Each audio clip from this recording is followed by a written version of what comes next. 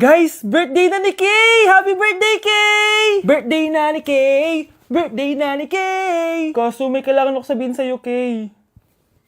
Papasok ako! Hindi ko pala kayang umabsent, guys. Bakit? Pag bumagsak ba ako, may magagawa ba si Kay? Kay, binabawi ko na yung sinabi ko dati na pupunta ako sa birthday mo. It's a prank! Hindi mo kilala yung teacher ko, Kay. Yung isang absent na yan, malaking bagay na yan. Hindi ko kayo pipilitin kung ayaw niyong pumasok, pero ako papasok ako. Ang masasabi ko lang sa mga papasok ngayon, tapos na yung maliligayang araw natin. Pwede bang mag-restart na lang ulit sa bakasyon? Sige na, tatanggapin ko na. Napapasok na talaga ako. 4:40 na at 7 AM yung pasok ko, so tara na guys, pasok na tayo. Kay, kung ako sa'yo, i-move mo na lang yung birthday mo ng Sabado para makapunta kami lahat. Totoo ba to? Napapasok na ako. Hindi to totoo, hindi to totoo. Over. Sige na, alis na ako. Guys, January 4 na. Ibig sabihin, birthday na ni Kay bukas. Alam naman natin na walang pasok bukas kasi national holiday yun. Lahat tayo pupunta sa birthday ni Kay. Etong kapatid ko guys, hindi siya papasok bukas kasi Pupunta ako sa birthday ni Kay. at dahil bukas na yung birthday niya, bibili ako ng regalo para sa kanya. Magluluto din pala ako ng handa para sa kanya kasi potluck daw bukas.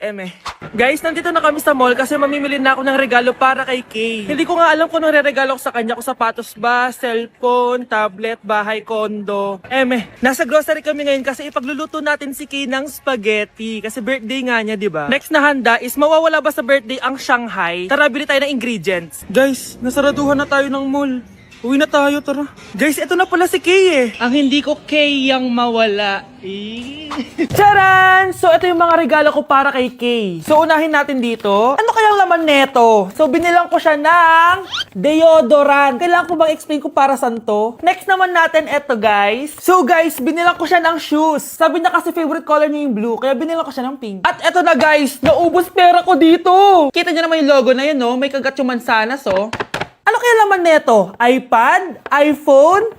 Ayun! De, joke lang guys, seryoso na talaga. Ito na talaga. In 3, 2, 1. Wow! Ayun no! Sorry Kay, ako muna mag-unbox nitong iPhone mo ah. Kay, kung nanonood ka man, sobrang magagamit mo to, promise. 3, 2, 1! Magagamit mo to sa kusina nyo. Oh, magugas ka dun. Guys, eto na. Magluluto na ako ng spaghetti at ng hangshai para kay Kay. Grabe ka, Kay. Most awaited talaga birthday mo. Sariling birthday ko ka. Hindi ko kaya paglutuan sarili ko. Nawasa.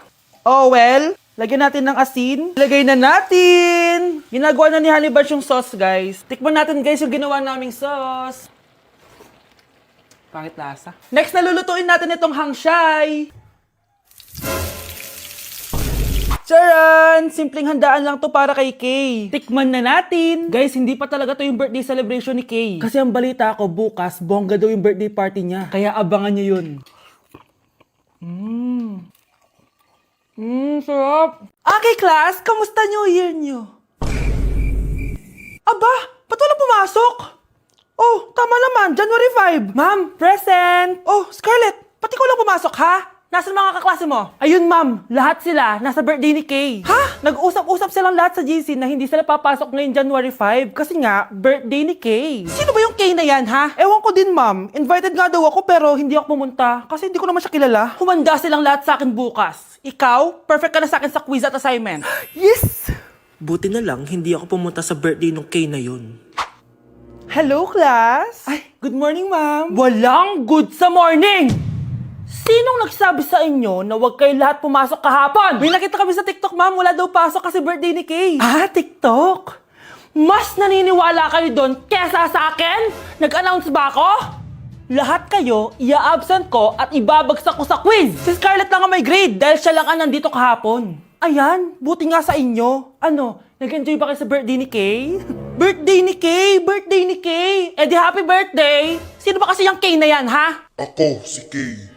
Hala, nandyan na siya. May problema ba kayo sa pagpunta nila sa birthday ko? Dahil hindi kayo pumunta sa birthday ko, mamalasin kayo ngayong 2026. Ha? Sa akin dapat yung 2026 eh! Hindi! Hindi! Hindi! Yak! Ang cheap naman ng uniform nila. Mukhang maasim. Walang class. 2025 na, Android pa din ang cellphone. Kahit siguro Messenger, naglalag dyan. Ang ganda nga ng uniform, ang sasama naman ng ugali. Naka-iPhone ka nga, talo ka pa din naman sa ML. Ipabuhat yarn. Ang baho siguro ng classroom nila, no? Tapos nag-aagawan pa sa electric fan kasi wala naman silang aircon. Feel ko pinapalo sila ng teacher nila kapag nagkakamali sila. Ang boring siguro sa classroom nila. Mas masaya pa rin talaga sa public school, no? Balita ko, mga korap mga magulang niyan. Kaya madaming pera. May araw din kayo, men. Nakatikim na kaya sila ng steak? Feel ko hindi nila afford. Nakatikim na kayo ng pagmamahal sa magulang? Oh, sa pool! How dare you? Isang pitik ko lang, tumba ka na. Pipitik ka pa lang, tumba ka na. Tara na nga. Good morning, class. Bakit ang dami nakadikit sa wall? May ballpen, may walis. Ma'am, uso kasi to. Ididikit mo yung mga bagay gamit yung wall friction. Parang ganito. O, di ba, ma'am? Ano? Wall friction? Hoy! Baka mahulog ka dyan! Kung mga bata to, kung ano-ano kasi nakikita niyo sa TikTok na yan eh. Try ko naman tong calculator. Ang saya! Tingnan niyo, dami ng gasgas ng wall, oh. Tanggalin niyo na yan. Kung hindi, i-absent ko kayong lahat. Guys, si ma'am naman na idikit natin sa pader. Hoy! Mangulang niya kayo! Ma'am, huwag kang matakot, ma'am. A few moments later. Hoy! Ibaba niyo ako dito! Guys, dismiss na daw tayo, sabi ni ma'am. Uwian na! Hoy! Isusumbong ko kayo sa principal! Ladies and gentlemen, Ayun na! mga ikasiko kabukanan, let us all count down Sana maganda. and lift our eyes. 3, 2, and 1! Ayan, this signals that the spirit of the season has a... Magkano budget dyan? 500 pesos?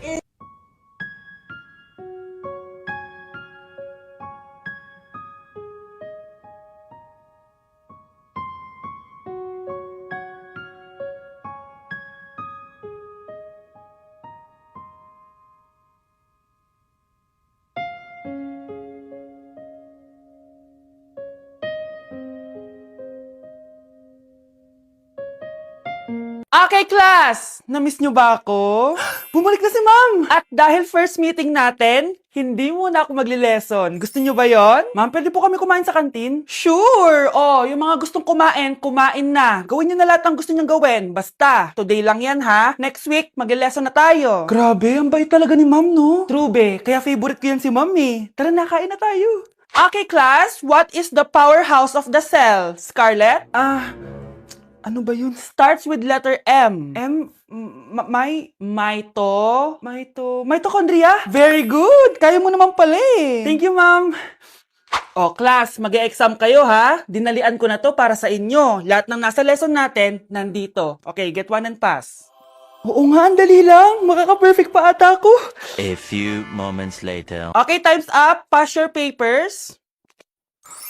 Wow naman, lahat kayo nakakuha ng high scores. Magaling ka kasi magturo, ma'am.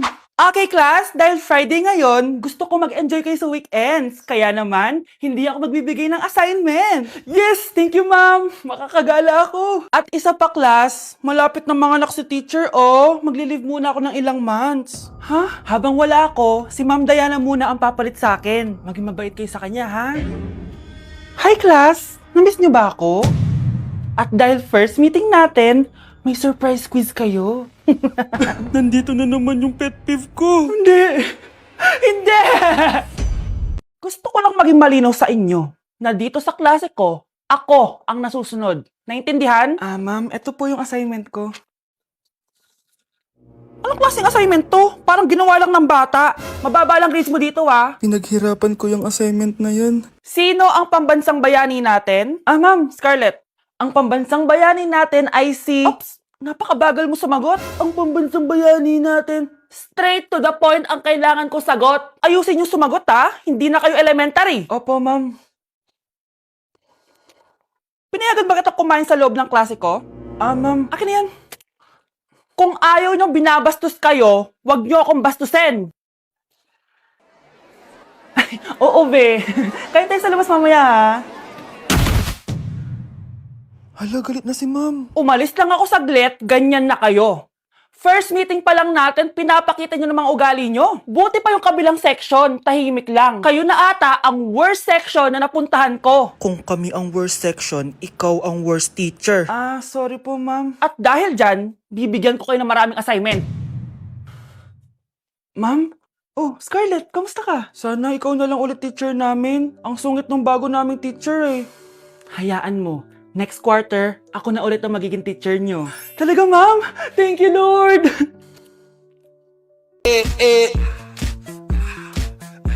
Like sugar on my tongue, tongue, tongue. Your body so sweet. Ayan! Kaya pala ang laki ng bill ng kuryente natin. Nakabukas pala na matagal yan. Anay, uso kasi to yung sugar on my tongue. Sugar on my... ganun. May alam din ako uso na pwede mong gawin. Talaga, Nay? Ano yun? Gagawin ko. Walang baon for a day. Ipambabayad ko sa kuryente yung baon mo. Nay naman eh. Ito na, isasara ko na to. Huwag mong babawasan baon ko ah. Akin na nga tong cake na to. Sige na, pumasok ka na sa kwarto mo.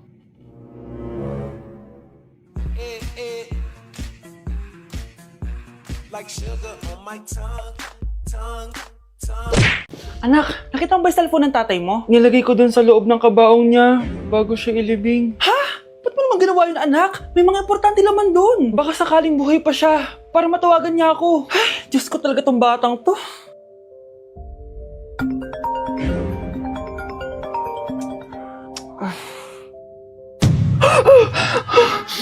Patawag si tatay. Nay, kailangan natin pumunta sa sementeryo. Tumawag sa akin si tatay. Anak, pwede ba? Wala akong oras makipagbiruan sa'yo. Marami pa akong tatapusin trabaho. Pero Nay, pag di ka pa tumigil, kukunin ko yung cellphone mo. Tay, sumagot ka. Alam kong buhay ka. Sa lahat ng pwede kong makita, ikaw pa talaga. Jessica, tinatawagan ko lang tatay ko. Nababaliw ko na talaga, no? Patay na tatay mo, di ba? Baliw. Hindi, buhay siya. Ito tandaan mo. Kapag hindi ka pa tumigil sa kabaliwan mo, susunod ka na sa tatay mo. Sinabihan akong baliw ni Cheska tapos sinaktan niya ako. Totoo naman, di ba? Nabuhay ka. Anak, nabalitaan mo na ba? Ha? Ang alin, Nay? Patay na si Cheska. Natagpuan siyang walang buhay dyan sa may ilog. Ano? Ay, Diyos ko, kawawang bata. Tay, sumagot ka na please. Ikaw! Ikaw ang pumatay sa anak ko! Ano? Eh siya nga to ng away sa akin eh. Ikaw ang huli niyang kasama. Tandaan mo to. Isusunod kita sa tatay mo. Tay, hindi ko na alam gagawin ko. Sinisisi ako ng nanay ni Cheska sa pagkamatay ng anak niya. Natatakot ako. Anak, yung nanay ni Cheska. Oh, bakit Nay? Pinatay daw. Binitin sa may puno. Ano? Nakakatakot na dito sa barangay natin, anak. Sinong pumapatay sa kanila? Nay, may tao. Sino po sila? Magandang araw po. Ako po si Detective Jason. Ako ang may hawak sa investigation case sa pagkamatay ni Cheska at ng kanyang nanay. Bakit kayo nandito? Dahil dito.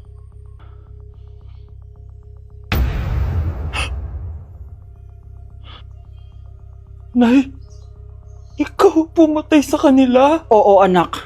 Narinig ko lahat ng mga sumbong mo sa tatay mo. Cellphone ni tatay. Pinangako ko sa tatay mo bago siya mamatay na poprotektahan kita kahit makapatay man ako ng tao. Sumama ka sa akin, ma'am, para ma-interview ka namin. Tandaan mo to, anak. Kahit nasa kulungan ako, poprotektahan kita. Tumawag ka lang.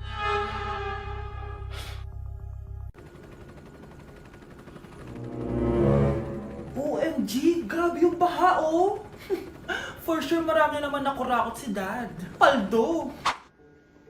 Oh, Cheska, ba't ang aga mo? Di ba traffic kasi baha? Ay, opo ma'am, baha nga po eh. Kaya pinag-helicopter na ako ni Daddy para safe ako. Kawawa nga po yung mga tao eh. Wow, sana all. Yes Daddy? Opo, nandito na po ako sa school.